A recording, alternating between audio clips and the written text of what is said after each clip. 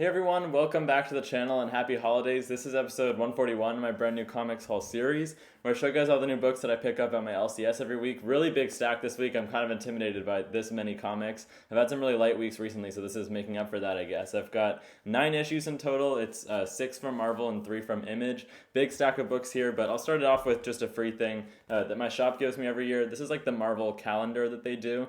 It's just a regular calendar. They've got like pictures of different issues and collections that are coming out and stuff. But I actually use these every year, and I have been for a few years now. So this will definitely be useful in the new year. But next up, moving on to just regular Marvel comics, we've got a Spider-Man tie-in title. It's Spider-Boy #2.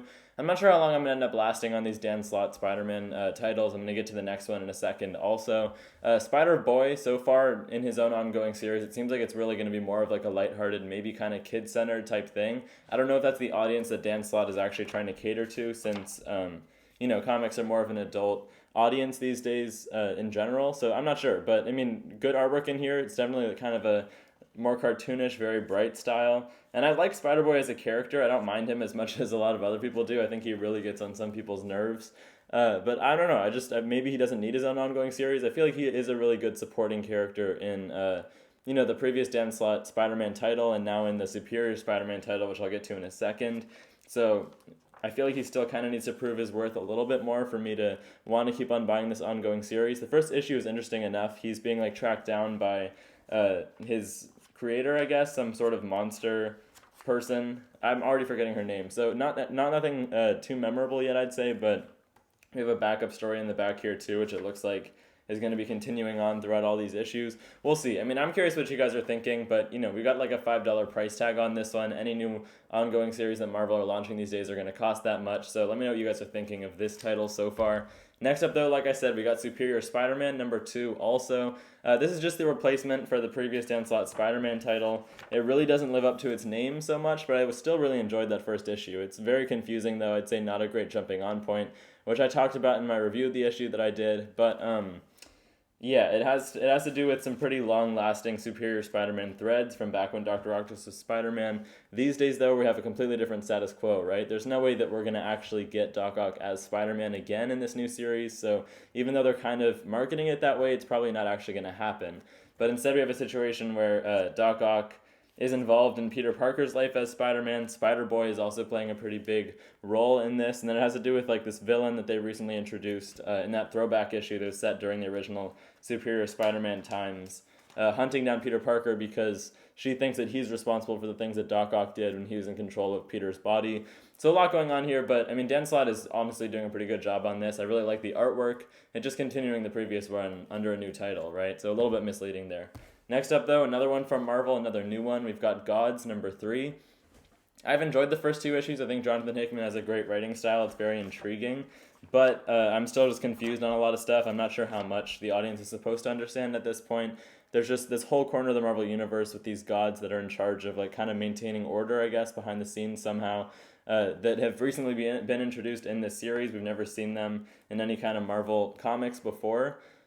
There's like an order to all things. There's these different factions and stuff. I don't know. It kind of feels like we need to know more at this point. I feel like Jonathan Hickman likes to dance around actually explaining things and kind of lets you figure out all the details of this universe as he goes along, but I'd kind of like maybe some of those like written pages that they used to have in Krakoan comics when he first started that might be kind of useful for something like this. But Valerio Schiti killing it on the artwork. I'm really liking the colors and everything.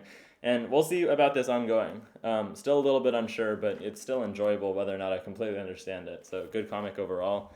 Next up, though, we've got another Fall of X tie-in. This is #5 of Uncanny Avengers. It's the last issue of this one, but they're continuing on with the whole Fall of X event, but kind of transitioning to like the very end game of things with the Fall of X, House of Fall of X, and what am I saying? Fall of the House of X and Fall of the Powers of 10. So pretty wordy titles, but they're going back to like those two series that kind of started the whole Krakoan age, and now like 5 years later, however long it's been, they're using that same title as the bookends. So I'm looking forward to that. I'll definitely pick those up. I've just gotten into X-Men stuff again since Fall of X started, and I've been enjoying it a lot. This had to do with the Unity Squad, so it's some of the Avengers, Captain America, Quicksilver, characters like that, teaming up with the X-Men in the face of Orcus and showing their alliances. and it's had to do with this character that just popped up who turned out to be impersonating Captain Krakoa this whole time, which I was excited to see that identity revealed. It says it on the cover too, right? Captain Krakoa unmasked. I'll leave that for you guys to read if you haven't been picking this up, but it's a callback to one of my favorite Marvel events, who the identity of that character is. Next up, though, we've got Incredible Hulk. This is number 7. This has been pretty good, too. Definitely a little bit different of a style than a lot of Marvel's ongoing series. It has like way shorter story arcs, and it's definitely pretty self-contained in that it's just Spider-Man.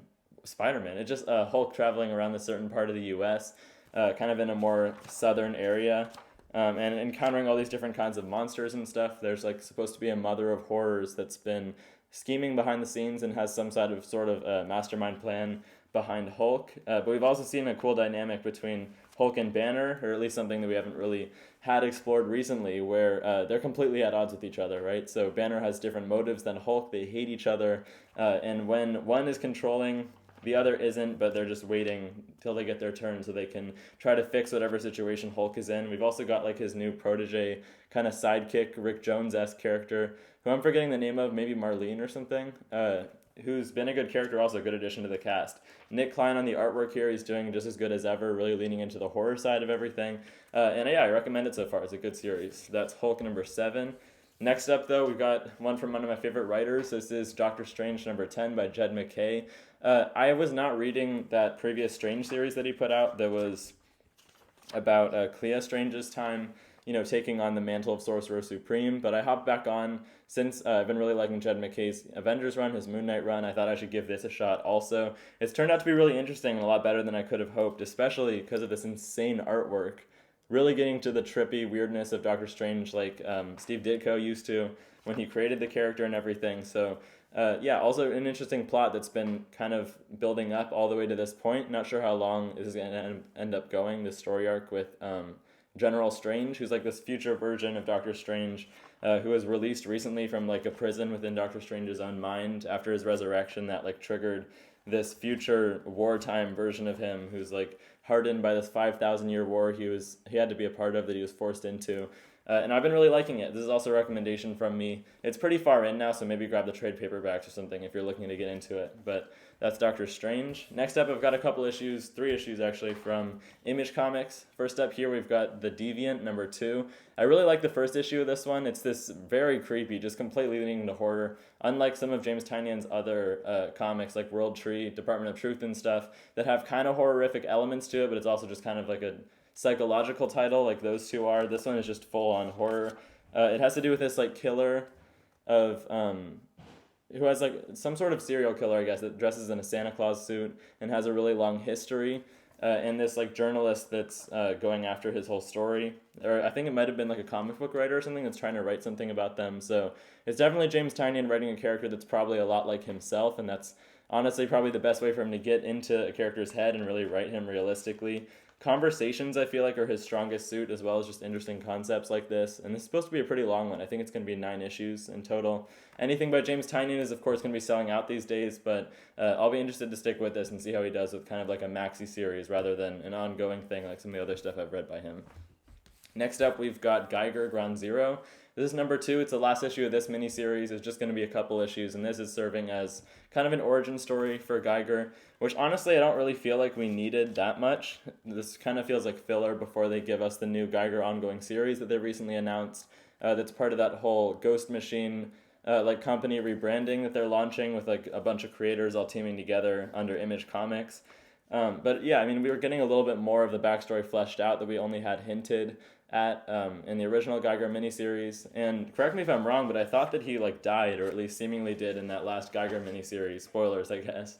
So I'm not sure what the plan is for how they're going to pick it up with the ongoing. I don't know if that's going to be set after the original series or filling in the gap between this and the original one, or whatever the deal is going to be. But Jeff Johns writing, it seems like he's got a really big plan for this unnamed universe. We've got that Red Coat series coming out soon that's going to be tying in also with Brian Hitch on artwork on that. So some good creators in this universe. It's taken them a while to actually start fleshing it out, but it seems like they now have a plan. Probably in 2024 we're going to be getting some more titles. So I'm looking forward to that. Next up, though, the last issue I got from Image Comics.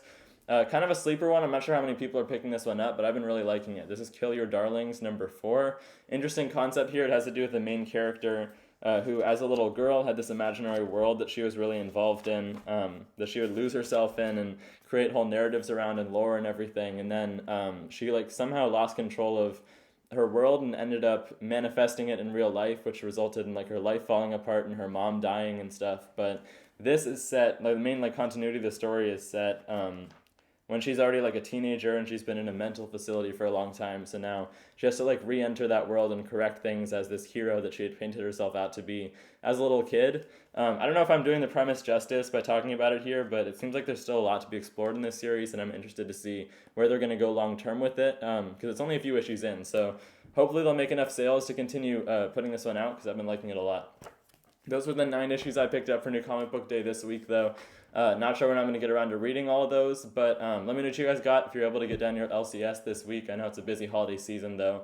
Down in the comment section below which issues you're looking forward to, or which was your favorite if you already read them. So I hope you guys have a great Christmas. I guess it'll be after by the time the next episode comes out, and I'll see you guys then. Happy holidays, guys.